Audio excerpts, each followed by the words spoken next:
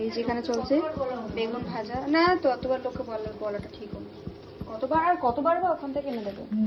গরম gরম ভাত, এখানে আছে আলু পটলের তরকারি। আজকে দুপুরের মেনু, আমাদের দুপুরের মেনু গরম গরম ভাত আর বেগুন ভাজা, আলু পটলের তরকারি।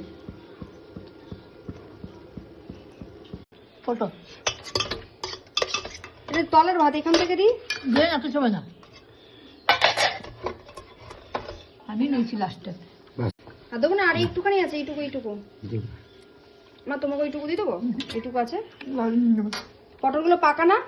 আমি তো বললাম এগুলো ইয়ের মাল, কি বলে, কোলেস্ট্রলের মাল। বসে পড়েছি খেতে বেগুন ভাজা। আমাকে একটু এখানে সাইডে নুন দিয়ে দাও। বাবা কিসের মধ্যে রেখেছে, চামচের মধ্যে নুনটাকে রেখেছে। পটলের তরকারি ভালো খেতে, কট করছে। বললাম তো এই এখন টাটকা নয়, এই সিজনের টাটকা নয়। তো ইচ্ছা করে দিলাম ঝালটা, যাতে তোমার ঠান্ডা লেগেছে, সর্দিতে ভালো লাগে ঝালটা, মুখটা যাতে ছাড়ে, তাহলে তো ভালোই লাগবে না ঝাল না খেলে। কতক্ষণ বোঁদা খাবে, তাই না? ঝাল মশলা